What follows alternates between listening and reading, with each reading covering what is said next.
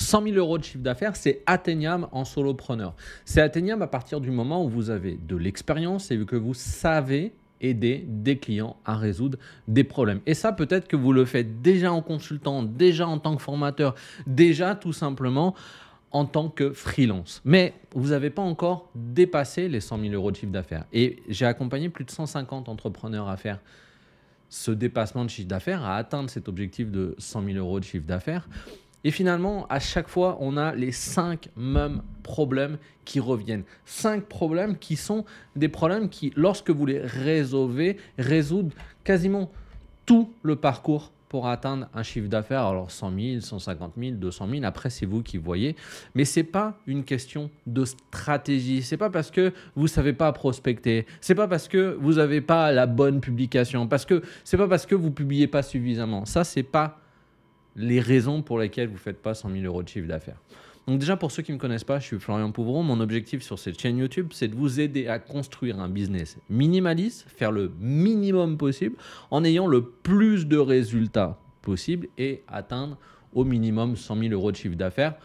Je vous conseille plutôt d'essayer d'atteindre entre 300 et 400 000 euros de chiffre d'affaires en solo. C'est tout à fait faisable avec quelques freelances de temps en temps lorsqu'on a besoin de certaines actions particulières. Mais c'est un chiffre d'affaires qui est faisable. Et je suis sûr que vous avez déjà croisé des consultants, des formateurs, des entrepreneurs qui font tout seuls ce type de chiffre d'affaires. Alors, il y a 5 erreurs principales que vous faites. Généralement, vous en faites au moins 3 sur ces 5 erreurs. Et quand on commence à travailler ensemble, lorsque je vous accompagne à l'intérieur de l'incubateur Moments, qui sont 12 mois d'accompagnement, j'identifie dès les premiers appels certaines de ces erreurs et on peut les travailler. La première, je pense que c'est la plus importante, celle qui bloque le plus d'entrepreneurs aujourd'hui, c'est que vous n'avez pas pris le temps de construire une offre claire et bien délimitée, avec un périmètre très clair. Qu'est-ce que ça veut dire ? Souvent, vous êtes des prestataires de services. Et votre client vient avec une problématique et vous allez lui faire une proposition. Vous allez réfléchir pour chaque client à comment résoudre sa problématique. C'est un travail d'esclave. Pour votre client ne peut pas vous valoriser puisque vous n'avez pas pris vous-même le temps de lui dire « Écoute, moi je résous ce problème-là, par contre je suis le meilleur pour résoudre ce problème. » Imaginons quelqu'un qui fait des sites internet. Et son client vient lui dit « J'ai besoin d'un site internet pour mon business. » Si vous êtes spécialisé en disant par exemple, moi je ne fais que les sites internet, des gens qui développent des solutions de logiciels sur internet et je ne fais que la partie vente. Par contre, ce que vous voulez aujourd'hui, c'est une page de vente, un site internet qui convertit, c'est ma spécialité.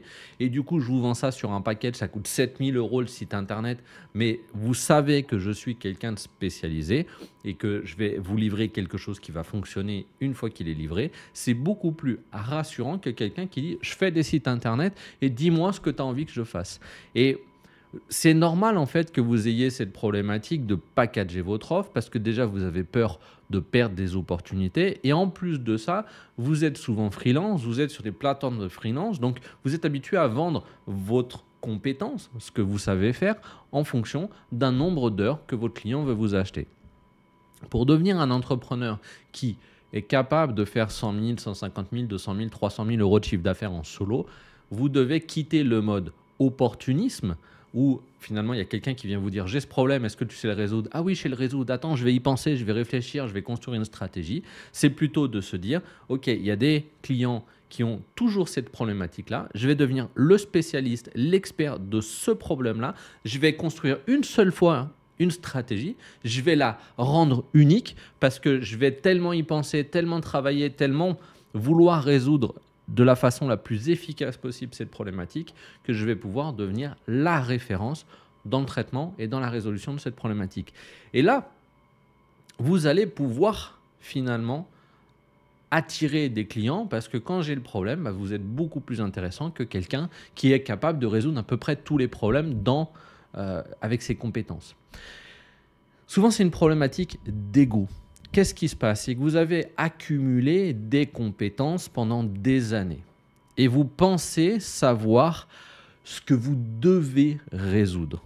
Et vous n'avez pas envie de vous dire « Ah, mais je vais me bloquer, je vais m'ennuyer, je vais toujours être en train de résoudre le même problème. Sauf que, première chose, il faut savoir si vous avez envie de vous éclater dans votre job ou si vous avez envie d'avoir un job facile qui vous permet de prospérer pour vous éclater, pour vous faire plaisir en dehors de votre entreprise. Parce que vous pouvez aussi vous dire, bah, en fait, je vais me prendre un business facile à gérer, où je suis très compétent, où je sais exactement comment atteindre les résultats pour mes clients, ce qui va me permettre d'avoir énormément de renommée, ce qui va me permettre d'avoir un très très haut taux de recommandation. Et donc, par conséquent, je vais pouvoir avoir plein de clients qui viennent du bouche à oreille. Parce que le bouche à oreille, ça reste le plus efficace, hein. On peut faire toutes les stratégies du monde. Quand vous avez 50, 100 personnes qui vous recommandent, vous allez très très vite à avoir des clients. Donc ça, c'est la première chose. Vous ne travaillez pas suffisamment votre offre et vous restez finalement, vous restez dans cette stratégie d'opportunité. Alors j'ai des vidéos qui vous aident à construire une offre. Vous pourrez regarder, elles sont gratuites sur la chaîne. Autre chose aussi, c'est que vous n'avez pas de stratégie. Vous avez jamais fait l'effort de vous dire, bah, comme j'ai une offre, qu'est-ce que je vais publier? Et c'est pas en se disant, l'objectif c'est pas par exemple de publier une fois par jour sur LinkedIn pour être visible. Ça marche pas. Vous voyez bien, de toute façon, vos publications elles font pas suffisamment de vues et vous n'avez pas suffisamment de clients. Pourquoi est-ce que vous n'avez pas de stratégie? En gros, on publie sur LinkedIn. Pourquoi? Pour envoyer des prospects ou pour récupérer des adresses email et on va pouvoir ensuite les convertir, les éduquer, les accompagner dans leur processus d'achat par email par exemple. Ou on fait des publications pour créer de la curiosité. Cette curiosité crée de l'envie. Cette envie envoie vers un agenda par exemple. Ou vous allez avoir une stratégie où vous dites bah, moi je ne veux pas publier sur LinkedIn, donc je vais construire ce qu'on fait par exemple dans Moments, des carousels de haute conversion. Je vais construire une dizaine de carousels de haute conversion. Je vais mettre un budget publicitaire de 150, 200 euros par mois sur ces carousels et ces carousels vont me générer des rendez-vous. Les carousels de haute conversion, c'est une stratégie qu'on a à l'intérieur de Moments qui nous permet de ne pas être prisonnier de la stratégie de contenu et de devoir publier tout le temps, simplement avec une dizaine, quinzaine, vingtaine de publications très très ciblées sur l'année, on arrive à atteindre 100 000 euros de chiffre d'affaires. Et surtout, il faut de la constance. Il n'y a aucune stratégie qui fonctionne sur les premiers mois. À moins que vous ayez un gros budget publicitaire et vous puissiez vous acheter 100 000, 200 000 vues sur une publication, par exemple. Dans le cas contraire, il va falloir être constant. Mais alors attention, constant, intelligent. Parce que en même temps, je vous dis ça, je pense à certains des clients qui étaient rentrés, ça faisait 3 ans qu'ils publiaient sur son blog ou un autre, ça fait 3 ans ou 4 ans qu'ils publiaient sur LinkedIn tous les jours, et ils n'avaient pas de clients. Pourquoi? Parce que pas de stratégie. Quand vous publiez un contenu, que ce soit un article de blog, que ce soit une vidéo sur YouTube, que ce soit une publication sur LinkedIn, vous devez avoir un objectif pour chacune des publications et surtout vous devez savoir si je publie celle-là, cette publication, c'est parce que je vais publier cette publication demain qui va générer de l'envie ou qui va générer de l'autorité ou qui va générer de la curiosité et ensuite je vais emmener cette personne-là faire une prise de rendez-vous. Souvent vous ne savez pas faire ça. Et vous n'êtes pas constant. Vous changez de stratégie. Ah, tout d'un coup, il y a quelqu'un qui vous a dit qu'il fallait faire de l'intelligence artificielle. C'est à la mode en ce moment. Ah, je veux automatiser, je veux créer des agents d'intelligence artificielle pour publier à ma place sur LinkedIn. Qu'est-ce que vous allez faire? Déjà, vous étiez habitué à publier tous les jours sur LinkedIn. Vous n'aviez pas de clients. Et maintenant, vous allez mettre une intelligence artificielle qui va écrire encore moins bien que vous et qui va rédiger des publications tous les jours sur LinkedIn. Il n'y a personne qui va vous donner une médaille parce que vous avez publié tous les jours sur LinkedIn. Ce n'est pas l'objectif. Ce n'est pas ça qui va vous permettre d'avoir des clients. C'est d'être constant, à la limite réduisez le rythme, hein, publier que 3 fois par semaine sur LinkedIn ou même 1 fois par semaine sur LinkedIn. Mais par contre, publier intelligemment. Publier avec une stratégie. Une stratégie, c'est comme les échecs, c'est je bouge ce pion-là parce que je sais où je suis en train d'aller. Donc ça, c'est Moment, par exemple, l'incubateur, on vous donne la stratégie étape par étape. C'est-à-dire que vous avez des plans d'action et ces plans d'action, il faut les suivre. Et à la fin, vous vous dites « Ah, tiens, en fait, j'ai construit quelque chose qui fonctionne. » Ça, c'est vraiment l'idée parce que vous avez de la difficulté et c'est compréhensible parce que tous les jours, il y a un nouveau mec. D'ailleurs, là, peut-être que vous me découvrez sur cette vidéo-là. Il y a un gars qui vous dit « Ah, tiens, il faut faire comme ça. » Et donc, ah ouais, est-ce que je fais confiance à un tel ou à l'autre? Ça, c'est la complexité aujourd'hui du marketing digital. Et même moi, des fois, je me fais avoir. Je dis, tiens, c'est intelligent ce qu'il fait, je vais acheter son cours, je vais acheter sa formation. Et là, j'achète la formation, j'achète le cours, je me dis, il n'a rien inventé. Et ça peut potentiellement être puissant parce que je pense qu'il n'y a aucune stratégie digitale qui ne peut pas fonctionner, mais dans des contextes particuliers. Dans l'incubateur, par exemple, chez Moments, nous, on vous garantit 100 000 euros de chiffre d'affaires. C'est-à-dire qu'à la fin de l'année, à la fin des 12 mois, si vous n'avez pas fait 100 000 euros de chiffre d'affaires, vous pouvez bénéficier de notre garantie. Donc, on s'est assuré d'aller choisir les méthodes qui avaient le plus de chances de fonctionner dans le plus de cas possible. Les stratégies qui avaient le plus de chances de fonctionner dans le plus de cas possible. Mais il vous faut une stratégie. Le troisième point, c'est, je les ai notés, c'est que souvent, vous voulez avoir des résultats avec le minimum d'efforts possible. Alors ça, c'est très vrai pour les gens qui changent de métier, qui travaillaient pour des entreprises. Peut-être que vous étiez consultant dans une entreprise, peut-être que vous étiez formateur dans une entreprise, peut-être que vous étiez salarié dans une entreprise. Et donc, vous n'aviez pas toute la partie marketing et vente à gérer. Si par exemple, vous travaillez dans une SS2I ou ESN maintenant, et que du coup, on vous envoyait en mission, vous étiez un consultant très pertinent, très efficace, vous dites, tiens, je vais devenir indépendant. En fait, vous avez beaucoup de mal à imaginer l'effort nécessaire pour réussir en entrepreneuriat. Les efforts à faire. Et très souvent, j'ai des entrepreneurs qui me disent, Florian, en fait, entrepreneur, c'est beaucoup de boulot. Oui, c'est beaucoup de boulot la première, la deuxième et la troisième année. C'est pour ça d'ailleurs que la plupart des entrepreneurs abandonnent en 3 ans. Pourquoi ?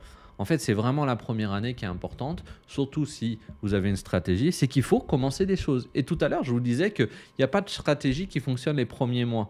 Et pour autant, il faut être constant. C'est-à-dire qu'il faut être capable d'avancer, capable de continuer à faire des vidéos, alors que vous n'avez pas les résultats qui tombent immédiatement. Si on prend l'exemple de cette chaîne YouTube, la chaîne YouTube sur laquelle vous êtes, cette chaîne YouTube, elle a 4 ans.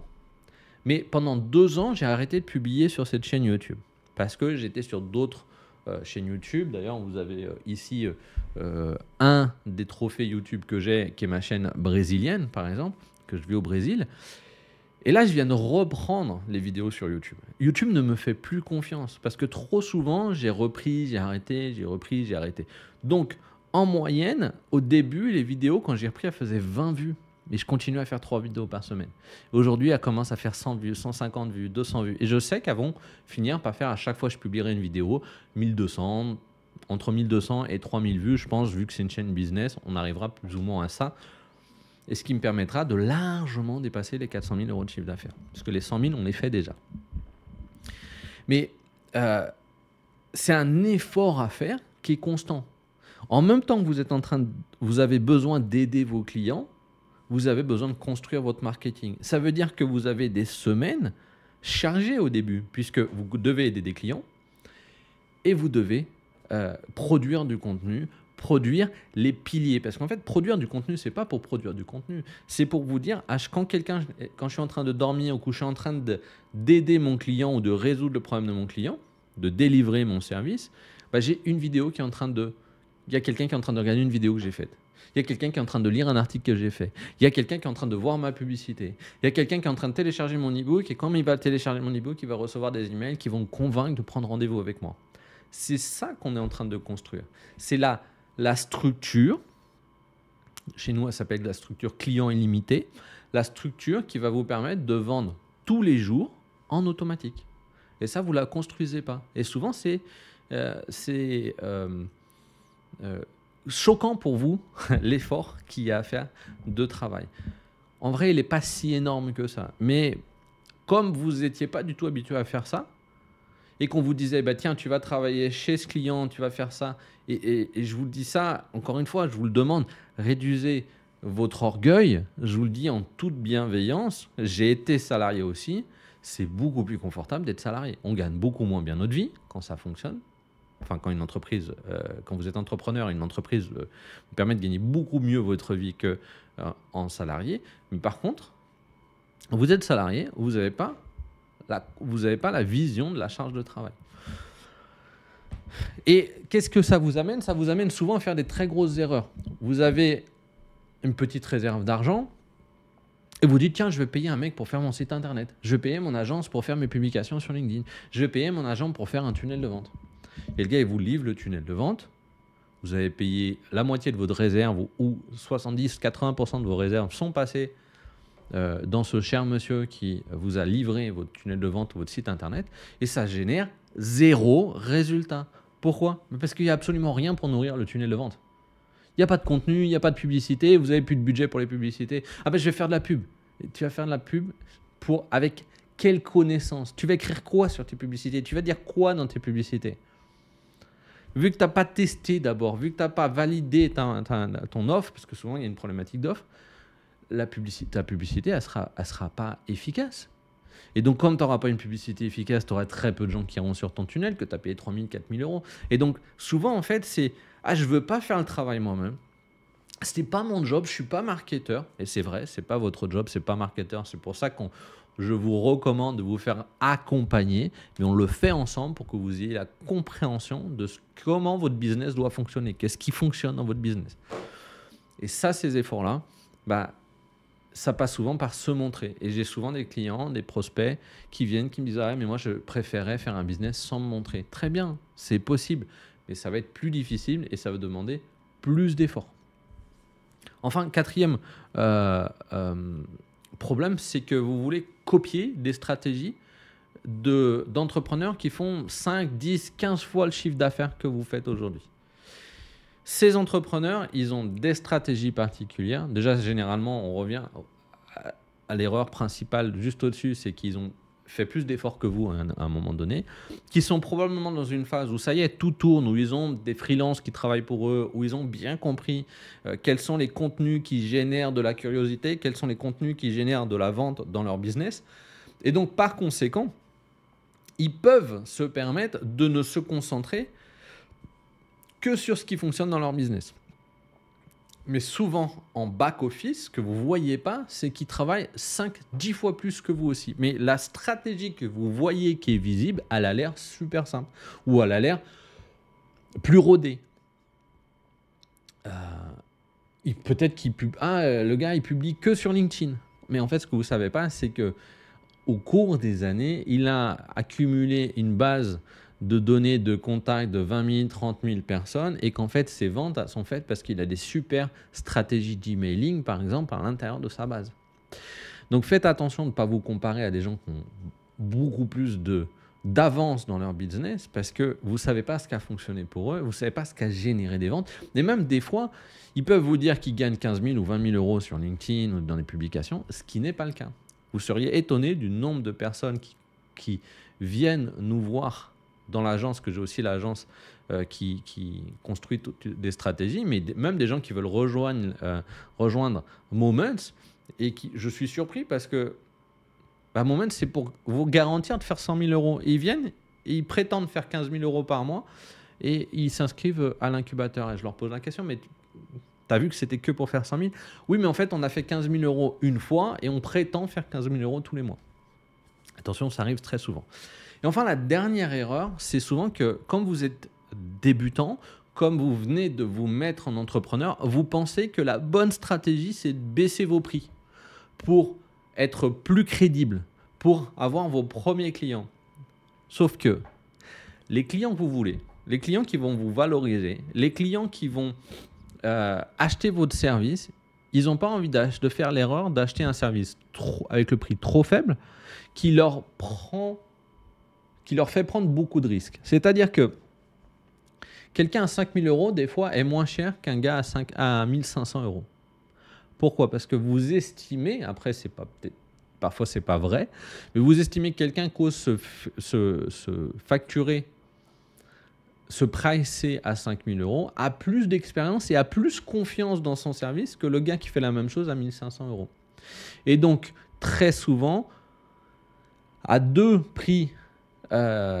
services identiques, quand on a les moyens, quand on a envie de faire confiance, on va prendre celui qui est plus cher, On va peut-être attendre quelques mois, mais on va prendre celui qui est plus cher plutôt que de prendre celui qui est moins cher. Parce que celui qui est moins cher, il peut nous coûter 3-4 fois parce qu'on peut payer 1500 et avoir 0 résultat. Alors qu'il y a quelqu'un qui nous a dit, oui, en fait, moi, mon service, il est à 3000, donc c'est le double du prix. Peut-être que je vais prendre celui à 3000 parce qu'il m'inspire plus confiance. Parce qu'un prix bas, ça veut dire moins compétent.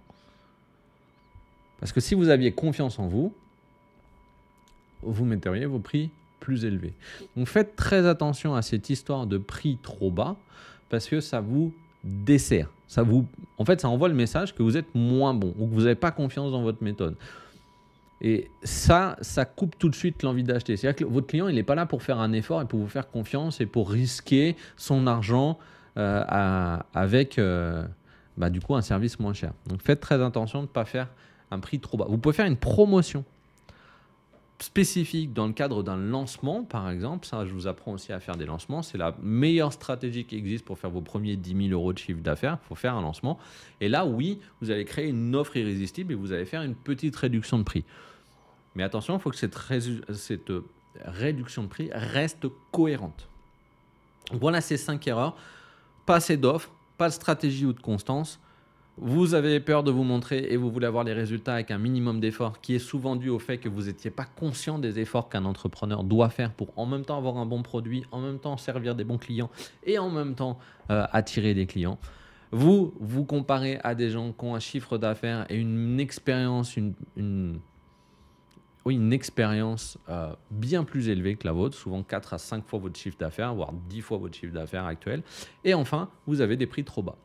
Ces 5 erreurs-là envoient un message marketing qui dit « Je ne suis pas prêt pour aider des bons clients. Je ne suis pas prêt pour avoir des résultats pour des clients qui sont prêts à me payer plus cher. » Et ça, vous le faites de façon inconsciente, mais ça vous dessert et c'est ce qui vous fait arriver à ne pas avoir de chiffre d'affaires.